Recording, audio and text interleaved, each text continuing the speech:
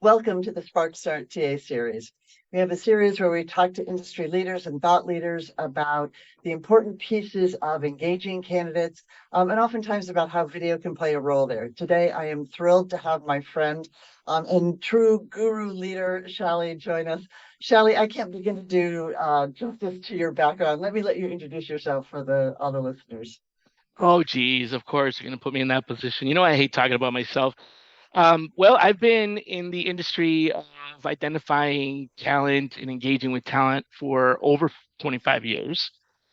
And I guess my claim to fame is I'm often credited as being the godfather of sourcing. But really, what that means is I was kind of an early pioneer amongst the first handful, five or so people that actually were looking at ways to utilize this new technology called the internet to engage with candidates. So, back in the day when I started, it was all fax and telephone and face to face, and people hadn't really started leveraging what was still a dial-up connection.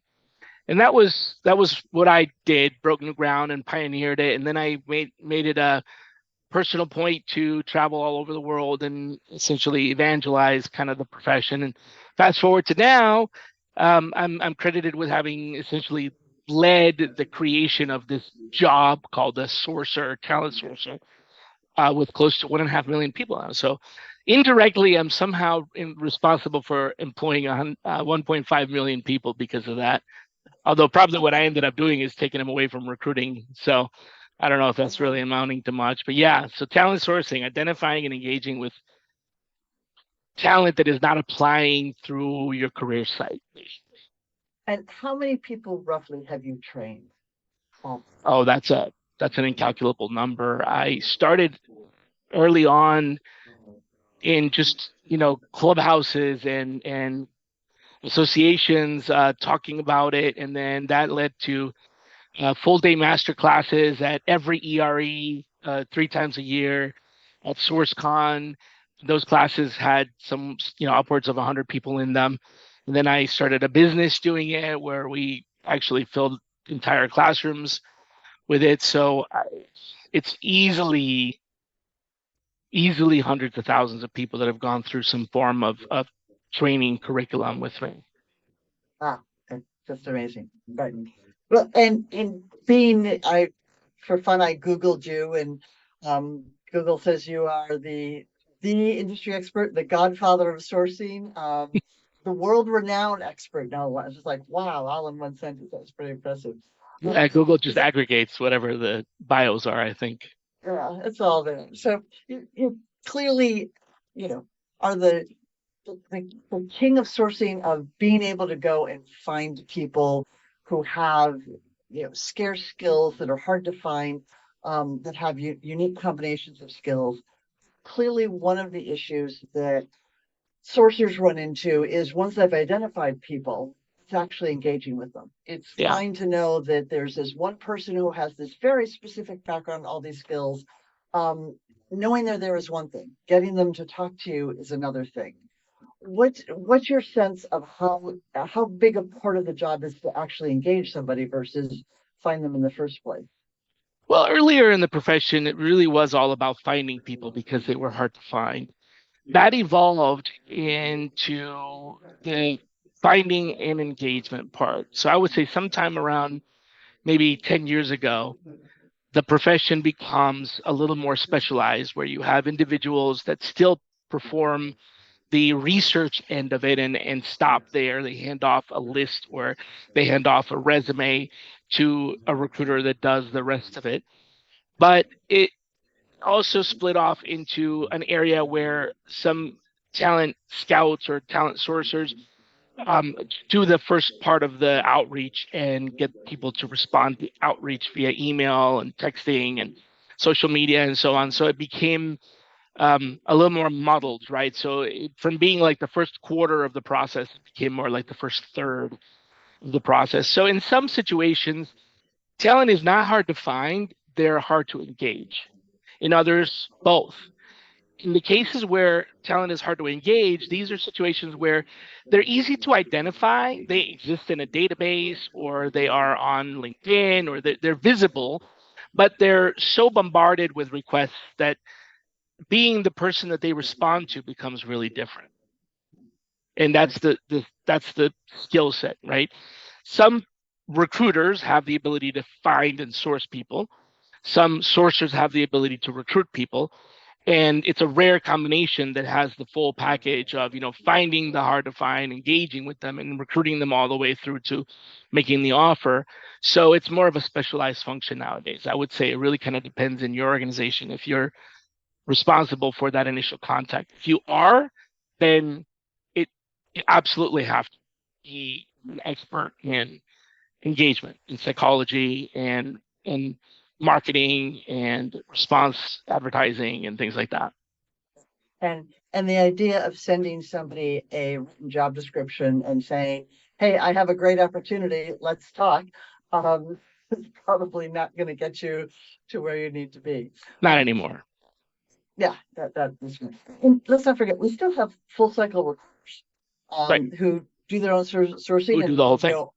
The whole thing, which always amazes me how many different times they change hats and all the things they need to be good at. What are the things that you've found that people who are good at engagement do well or do consistently? Adapt. That's the number one thing. There is no formula. If I showed you the email template that worked for me when I was at Cisco in 2001, you would probably laugh out loud reading it, because it was lengthy and detailed and it had a lot of information. That was back then, when reaching out to people that were, very intelligent scientist level engineers that were really not interested in humdrum run of the mill jobs, they weren't getting what they needed out of a job description. It just didn't exist back then. Keep in mind, we had just come out of the classified advertising, help wanted signs. So job descriptions weren't quite as involved back then as they grew to be. So that email had a lot more about us, about me, about the company, about you, about why we contacted you. And that doesn't necessarily work with all types of jobs. It does with some, but doesn't work as much anymore. So the email message itself has evolved. The subject line has evolved. The cadence has evolved. It used to be you could email someone and they would probably respond. 80, 90% response rates were not unheard of if you were a good writer. Now, 18% response rates are normal, right? So that's how big of a difference. So what's evolved is the content, the tone. Um, Emojis were not acceptable. Now they are. In using certain words like excited or exciting were not professional. Now they are. So the language has evolved, the delivery mechanism has evolved. There was a period of time when I would talk to recruiters and say, "Hey, we need to text candidates," and they would go, "Oh my God, no, are you crazy? You don't want to text candidates, that's illegal." Well, it wasn't really, but there was such a emotional, guttural reaction to it. And now it's a lot more commonplace, see texting. There was a time when creating personalized video was considered science fiction. Now there's applications that do that. So what's evolved is, um, I think here's a really good quote that sums it up. Audre Lorde said, "There are no new thoughts. There are only new ways of making them felt." I love that. Cool. Which means, and whether you agree with that or not, I mean, there may be new thoughts, right? I mean, but the point is that a lot of what has needed to be said has already been said. So we're not inventing too much of that, but what we are inventing is new ways to get through to people, new ways to be remembered, new ways to be noticed. And when you invent a way to be noticed and it works, other people use it, and then all of a sudden it's no longer a way to be noticed. Right. It's so hard to be distinctive, but I hate to say, for most of job marketing, there's so much upside. I mean, there's just so much bland job descriptions, paragraphs of text, lists of long bullet points. We put together at one point a reel where we just took shots of websites, of job postings on websites, and they absolutely blend all together. Um, Even if one of them is your website, you can't identify Yeah. it because it looks all the same. So there's such opportunity there. And another thing I think is happening, there's obviously been a lot of disruption in the recruiting world, a lot of layoffs going on. I'm finding people are responsible for a wider breadth of roles than they have been in the past. And their need to understand these roles is really stretched thin sometimes. I'm amazed at recruiters who will recruit for finance roles and tech roles and Mhm. sales roles, and you think, wow, what are the what is the chance that they're going to really be able to provide the insight and the right depth of information? It's not necessary. Yeah. There's three different roles, or let's just call them archetypes in recruiting. One of them is the frontline block and tackle inbox recruiter, where people are applying in enormous amounts, substantial enough to where there really is no need for that recruiter to do much else other than process applications. In that job, their challenge is identifying the good from the bad, separating the wheat from the chaff, figuring out ways to process expeditiously while still not letting the good candidates fall through the cracks. It's a different job. Yep. A second role, a second archetype is more of the business partner, HRBP, talent partner. They're the ones that really are working hand in hand with the hiring manager from the beginning, including conversations around possible headcount, maybe even advising with comp, although they're not the ones that make the decision. But they are really a business partner. They're the ones that need to know the market. And then there's the third archetype, which is a recruiter that's really specialized in the front end of the process, whether that's a sourcer or someone who can do full life cycle, but is really more adept at quickly understanding the market and penetrating the market. They don't need to know the industry as well. You can make the argument that they hardly even need to understand the language, because what they need to know how to do is how to sell the company, how to provide a candidate with a clear picture of what the opportunity really is. So there's very different roles. The inbox recruiter that's dealing with inbound, overwhelming amounts of inbound, they need to be better at time management, planning, organization, reading resumes. They need to be better using tools that help them do that. The talent partner needs to be much more well versed in uh, politics, in influence, in managing up, and other areas like that. And the third one needs to be more adept at technology or more adept at social engineering skills, different skill set. Mhm. Yeah, it's and pieces in between. Right. Yeah, it's interesting that I wonder how many companies recognize that they need to hire different types of recruiters. And it tells you why people can be wildly successful in one organization and move to And not. another organization and not succeed because they are very, very different roles. So let me go back to the subject that's near and dear to my heart. Have you seen anyone use video well? Um, Video is an interesting conundrum because there is an inherent, one of the most difficult things that you'll ever do in life. You've probably heard this trope before. Um, the three fears: getting married, relocating, and switching jobs. Well, what is often left out is public speaking, yes. and video is feels like public speaking to people, right? So there's almost this inherent fear of video because it is essentially a public speaking platform. So not everyone is comfortable with recording video. And on top of that, not everyone comes across genuinely. So if you know how to come across genuinely, or a tool like yours, for example, provides one with a platform where it's a lot easier to be genuine, and you can somehow get over that fear of public speaking, then video is extremely engaging.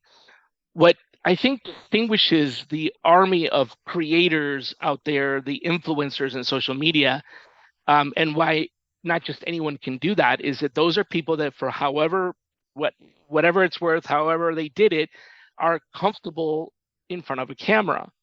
And that's not an easy thing to do.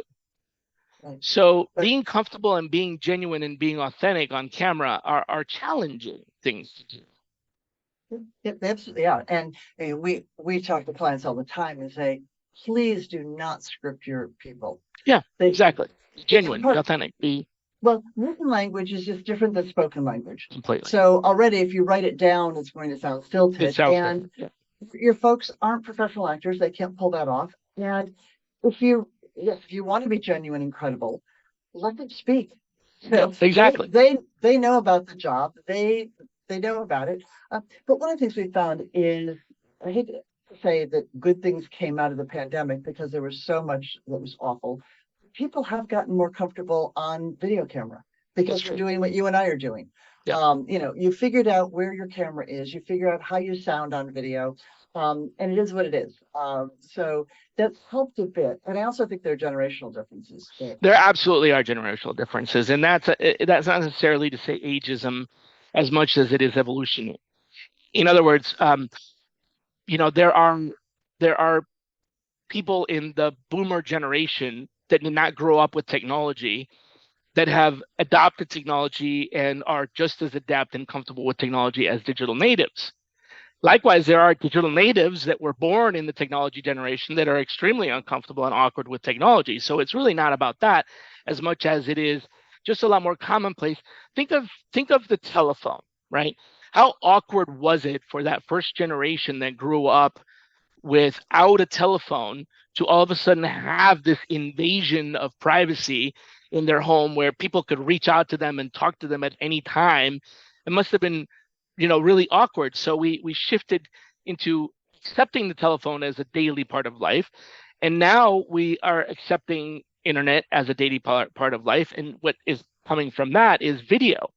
So yes, the kids in high school and college are used to recording and being recorded and aware of the lack of privacy, which is created some changes in behavior. So it's becoming a little bit more natural to be natural on video. But still, using video intentionally without a platform is challenging. You need to have some kind of device. I don't mean a hardware device, but a system, a collection of tasks, something that gives you the guidelines to be able to do it efficiently and effectively. Otherwise, what's going to more than likely happen is you're going to sit there and sweat recording your video and just never get around to doing it because you're just, how do I do it? Does it look good? It's very challenging. So using video efficiently and effectively without the right tools is very difficult. But with the right tools, it's becoming a lot more organic. The next question then is, where does the video go? Because you can't just you can't just launch a YouTube channel and then you're Mr. Beast. Right. It doesn't work. If you build it, they will come does not happen with internet, video. Right. So where do you put this so that it has the desired effect? And one of the places we'll say is you put it in the hands of all your sourcers. So if you've got a hiring manager video, they've got it ready to share. Ready to share. And it's in the entry point, it's in the final destination of the candidate sees, it's in the email, it's And it's simple. The other big thing is you it's push marketing, not pull marketing.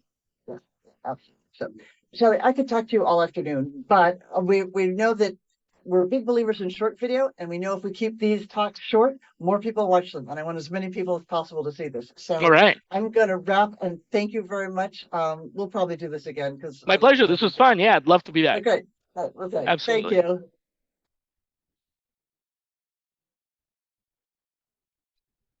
Okay.